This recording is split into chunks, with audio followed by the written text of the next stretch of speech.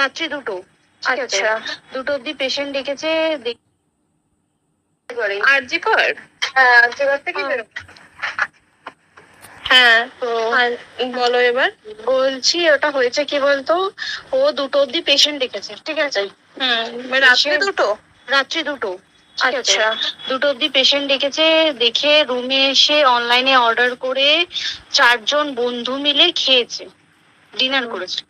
করে ও খুব টায়ার্ড ছিল, যেহেতু 36 ঘন্টা ডিউটি ছিল, টায়ার্ড ছিল। ও কি করেছে, ওই সেমিনার রুমে গিয়ে শুয়ে পড়েছে একটা রেড কালারের ব্ল্যাঙ্কেট ঢাকা দিয়ে।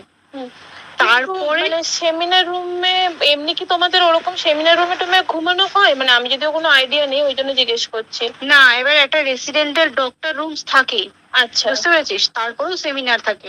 এবার সেমিনারে একটা বেড থাকে, আর ডক্টরস রুমে 2-3টে যেরকম বড় ঘর হবে সেরকম বেড পাতা থাকে। আচ্ছা আচ্ছা মেনলি ডক্টরস রুমে শোয়ার কথা।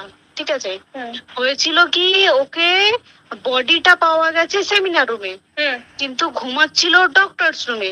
যে রুমটা তোর এখন ভাঙা হয়েছে, দেখেছিস রুমটা ভেঙেছে, ঠিক বাথরুমের পাশেই। ঠিক আছে, মানে বাথরুমটাকে অজুহাত দিয়ে ওই রুমের দেয়ালটা ভেঙে দিয়েছে।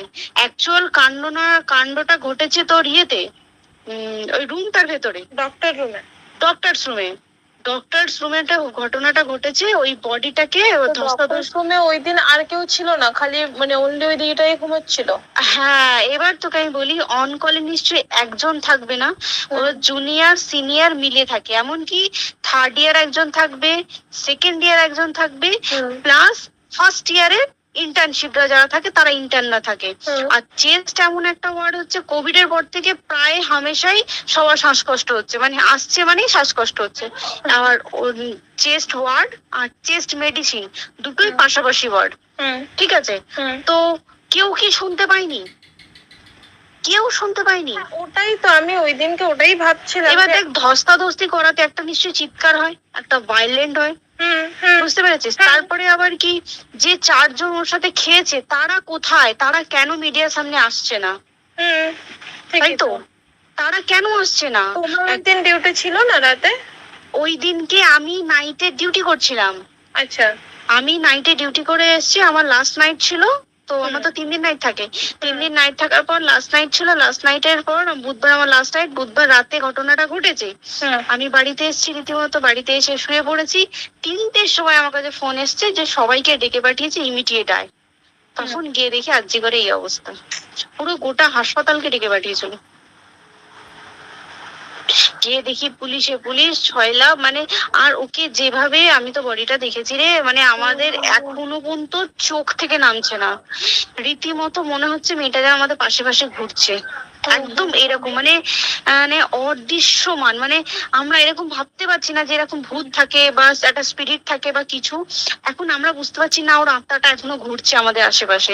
দেখ, ওর আমার তলাটায় নাকি, তো ওর থেকে ও থাকে 4তলায় ঘটনাটা ঘটেছে। ঠিক 2টো ফ্লোর নিচেই আমি থাকি, আমার রুমটা। ঠিক আছে, কিন্তু তাও আতঙ্কে আমরা মানে একদম স্তব্ধ হয়ে গেছে আর্যিকরটা। কিন্তু ব্যাপারটা হচ্ছে, তাহলে ডক্টর রুম থেকে ওকে সেমিনার রুমে নিয়ে যাওয়া হয়েছে? হ্যাঁ, অবশ্যই নিয়ে যাওয়া হয়েছে। এবার দেখ, নিয়ে যাওয়া হয়েছে, ওকে যেভাবে মারা হয়েছে এটা একার পক্ষে অসম্ভব, ইম্পসিবল। পুরোপুরি গ্যাং রেপ ছাড়া কোনো কিছু নয়। আর শুধুমাত্র রেপ নয়, রেপ হলো, করলো, ছেড়ে দিল, ঠিক আছে, ওকে রীতিমতো মার্ডার করেছে। মানে মানে হিসেব মতো যা বুঝছি, মানে তোমার কথাতে ওটা হচ্ছে ওর ওই বন্ধু বান্ধব মেয়েতে জড়িত। এক্স্যাক্টলি, হয় ওর বন্ধু বান্ধব কেউ, ঠিক আছে, মানে 4জনের মধ্যে কেউ, আইদার ওকে এমন কিছু করতে বলতে। এক বড় বড় কোম্পানিতেও তো এরকম হয়, মানে হয় তুমি আমার সাথে কম্প্রোমাইজ করো, নয় তুমি চাকরি ছেড়ে চলে যাও, হয় তো। এখানেও সেরকম কিছু একটা হয়েছে। যাকে যে ক্রাইম করেছে সেও কিন্তু নর্মাল ডক্টর নয়, কিন্তু সেও একটা ভালো পোস্টে র্যাঙ্ক করছে, বুঝতে পেরেছিস? তবেই কিন্তু পুরো ব্যাপারটাকে হসপিটাল চেপে যেতে চাইছে, পুরো ব্যাপারটা। তাহলে এই সিভিক যে ও কোথা থেকে আসছে? এবার তোকে আমি বলি ওটা কোথা থেকে আসছে। আমাদের প্রিন্সিপাল চেঞ্জ হয়ে গেছে, ডেপুটি সুপার চেঞ্জ হয়ে গেছে, তারপরে আমাদের ওই অ্যাসিস্ট্যান্ট সুপার চেঞ্জ, সব চেঞ্জ হয়ে গেছে। হ্যাঁ। তারপরে যে ওয়ার্ডের ডাক্তাররা ছিল, সিস্টাররা ছিল, ওয়ার্ড বয়রা ছিল, মাসিরা ছিল, সবাইকে ডেকে এখন সাসপেন্ড করা হয়েছে। তারা কোথাও যেতে পারবে না, রোজ গিয়ে কোর্টে গিয়ে দেখা করছে। আজকেও কোর্টে গেছিল সবাই। তারপরে তারপরে তোমার তোর এগুলো হলো, তারপরে তোর কি বলে, আরে বল না, ওই সিবিআই এটা হয়েছে কি, মানে ও সে সঞ্জয় রায় যে ধরা পড়েছে, অ্যাকচুয়াল কিন্তু ও নেই, ঠিক আছে? ওর এতটা ক্ষমতাই হয় না, ও অত রাত্রে কি করতে যাবে, অত রাত্রে ওখানে কি করতে যাবে? ও না পেশেন্ট, ও নাকি বলছে দালাল পেশেন্ট নিয়ে গেছে। তো পেশেন্ট নিয়ে যখন গেছে, দিদিটার রুমে যখন যাবে, নিশ্চয়ই দিদিটার রুমে কোনো কাগজপত্র দেখাতে যাবে, সেই অবস্থায় গিয়ে দেখে যে এরকম এরকম ঘটনা, তা ঝাঁপিয়ে পড়েছে ওর উপরে। এরকম কিছু নেই, তাও কিছু নয়, শুধু গেছে দেখছে ড্রিঙ্ক অবস্থায়, ওকে ক্যামেরায় দেখা গেছে ড্রিঙ্ক অবস্থায় গেছে আর এসছে, এইটুকুই দেখা গেছে। তারপরে হচ্ছে কি, তোর অনেক রকম, এখানে অনেক রকম ব্যাপার আছে। যে দিনকে ঘটনাটা ঘটে তার ঠিক দুদিন পরে ওই সেমিনার বাথরুমের অজুহাত দিয়ে ডক্টর যে রুমের দেওয়ালটা আছে, ওই দেওয়ালটা ভেঙে দিয়েছে। কেন? প্রথমে ওকে বললো সুসাইড করেছে, আমাদের যখন ফার্স্ট খবর আছে তখন সুসাইড করেছে। তারপরে যখন হসপিটালে যাই তখন গিয়ে শুনছি নাকি না, সুসাইড করেনি, এটা রেপ করেছে, রেপ করে মার্ডার করা হয়েছে। বুঝতে পারলি, এখানে বিশাল বড় একটা গেম চলছে। আর যে উপর কি রাগ ছিল, মানে হ্যাঁ হ্যাঁ হ্যাঁ হ্যাঁ হ্যাঁ হ্যাঁ একদম। আমি তোকে কি বললাম, শোন, তুই যদি কারোর সাথে কম্প্রোমাইজ করিস তাহলে তো পোস্ট করবে, তুই কারোর সাথে কম্প্রোমাইজ করবি না, তোকে মার্ডার করে দেবে। মানে ওরকম টাইপের কিছু, এরকমই টাইপের কিছু একটা ছিল। আইদার খুব রাফ, মানে খুব রাগ, খুব মানে খুব ওর উপরে খুব ফ্রাস্ট্রেশন ছিল, যারই ছিল খুব ফ্রাস্ট্রেশন ছিল। শুধু ওকে মারিনি রে, রীতিমতো মার্ডার করেছে। ওর যে ক্ল্যাচারটা ছিল, ওর ইউরিন, সেটা ওর ইউরিনের রাস্তায় ক্ল্যাচারটা ঢুকিয়ে দিয়েছে, তুই জানিস?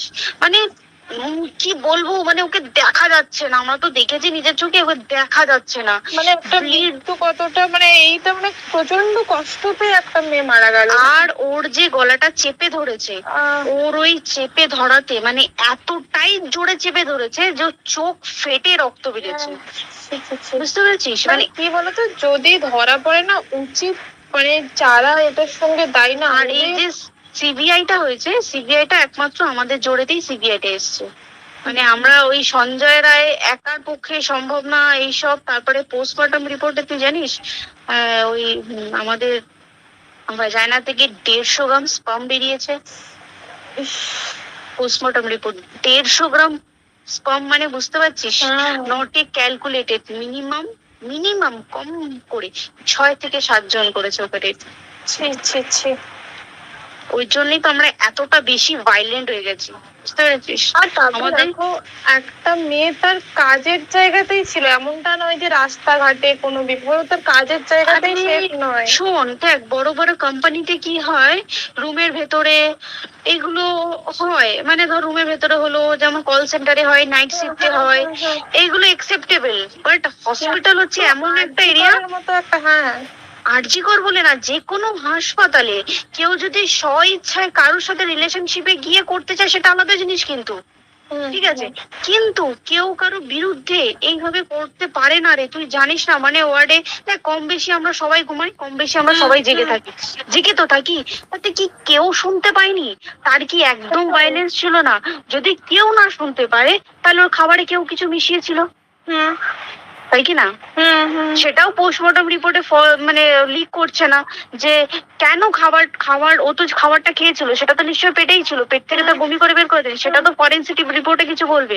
আর তুই জানিস না, দেন মানে ধর পোস্টমর্টম রিপোর্ট আসতে 3 দিন সময় লাগে। ও যেদিনকে মরেছে ঠিক তারপরের দিনকে বিকালবেলা পোস্টমর্টম রিপোর্ট বার করেছে, মানে বডি বার করো আর পোড়াও। 10 সেকেন্ডের মধ্যে বাড়িতে নিয়ে গেছে, তারপরে বডি পুড়িয়ে দিয়েছে। মানে কি বলবো, হসপিটাল, মমতা ব্যানার্জি, সবাই, মানে তৃণমূল প্রত্যেক সবাই এটাকে পুরোটাই কেসটাকে চাপা দিতে চাইছে, পুরোটা। তারপরে তুই ভাব, যে মানুষটাকে এত ক্ষতবিক্ষত ভাবে মেরেছে, তাকে অভিষেক ব্যানার রেপ কি কলকাতায় প্রথম হলো? নয়। বিভিন্ন জায়গায় বিভিন্ন ভাবে রেপ হয়েছে, ধরা পড়েছে, ফাঁসি হয়েছে কি জেল হয়েছে। অভিষেক বন্দ্যোপাধ্যায় কেন বললো জাস্ট তোর কি বলে এনকাউন্টার করতে? মানে কি সঞ্জয়কে যদি এনকাউন্টার করে পুরো কেসটা চাপা পড়ে যাবে, একদম স্টুডেন্টরা ঠান্ডা হয়ে যাবে। আর আমরা সেটা মানবো না, আমরা সেটা হতেই দেব না। তাতে যদি চাকরি মানে আরজিকরটাকে সিল করতে হয় তাতেও আমরা রাজি আছি, সিল করে দেওয়া হোক আরজিকর, সিল করে দেবে মনে হচ্ছে যদি ঠিকঠাক ভাবে। এবার ওই জন্য আমাদের দাবিতে সিবিআই এসছে। এবার তুই একটা কথা বল, যখন দেখতে পাচ্ছে মমতা ব্যানার্জি যে কলকাতা পুলিশ আমাদের জন্য কিছু করতে পারছে না, আমরা কিছু মানতে পারছি না, 7 দিন ধরে বার করতে পারছে না, তাহলে সেটা 2-3 দিনের মধ্যে কেন হ্যান্ড ওভার করে দিল না? তাই কি না? তারপরে দেখ পিডব্লিউডি একটা লো পোস্টের মানুষ, মানে যারা ভাঙচুর করে, মানে সিমেন্টে যারা কাজ করে তাদেরকে পিডব্লিউডি বলে। এবার পিডব্লিউডি নিশ্চয়ই হায়ার অথরিটি থেকে অর্ডার এসছে তবেই ওরা গিয়ে ভেঙেছে। ওরা নিশ্চয় পাগল নয় দুম করে গিয়ে কোনো গভর্নমেন্ট প্রপার্টি ভেঙে দেবে। অর্ডারটা কে পাস করলো যে এখনই চেস্ট ওয়ার্ডটাকে ভাঙতে হলো? সিবিআই আসা পর্যন্ত অপেক্ষা করতে পারতো। কারণ আজকে অত বড় বিক্ষোভ হবার কারণ কি হচ্ছে? একটাই কারণ, যে মেয়েটি মারা গেছে ঠিক আছে, কিন্তু তাকে এত বেশি মলেস্ট করে, এত বেশি রেপ করে বা বেশি ওকে মেরেছে, তার কি কোনো প্রতিবাদ নেই? তুই কোথায় সেভ পাবি তুই আমাকে বল?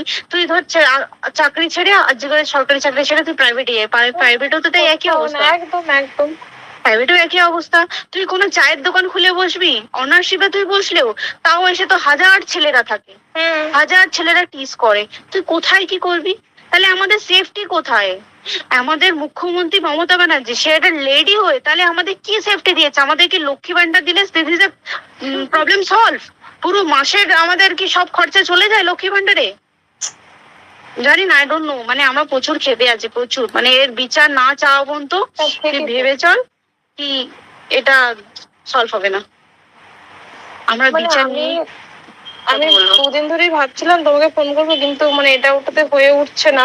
আর তোমাকে তো আমি ওই দিন রাতেই হোয়াটসঅ্যাপ করলাম না, এবার তখনই না আমি ব্যাপারটা অতটা বুঝতে পারিনি। আর আমার তার পরের দিনই ভোরবেলা ডিউটি, আমি সাবধানে থাকিস। আর বলবো না।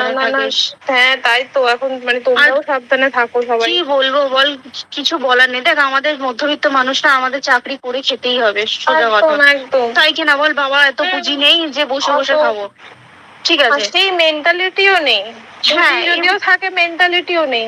হ্যাঁ, এবার পুঁজিতে খাবে। এবার একটা কথা তুই বল, চাকরিটা কোথায় গিয়ে করবো তুই একটা বল? কোন স্টেটে গিয়ে চাকরি করবো তুই আমাকে বল?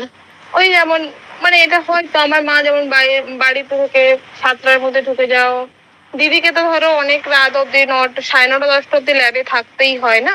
এবার তুই কি করবি বল? কি করবি বলো তো? এখন কিছু করার আছে?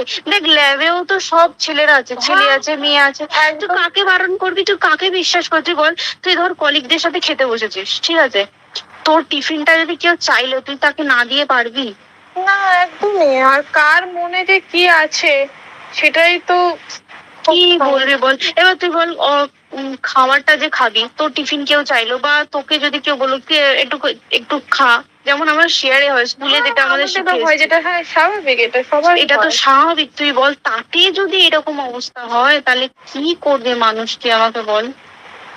আজকেও তো তাই আমাদের দেখ না 11টা থেকে আমাদের তোর ক্যান্ডেল দিয়ে হোয়াইট ড্রেস পরে সব শ্যামবাজারে এক করতে হবে। এখন আবার বৃষ্টি শুরু হয়েছে, প্রচুর বৃষ্টি শুরু হলো, কি হবে জানি না। ঠিক আছে গো, টাটা। হ্যাঁ চল টাটা। হুম।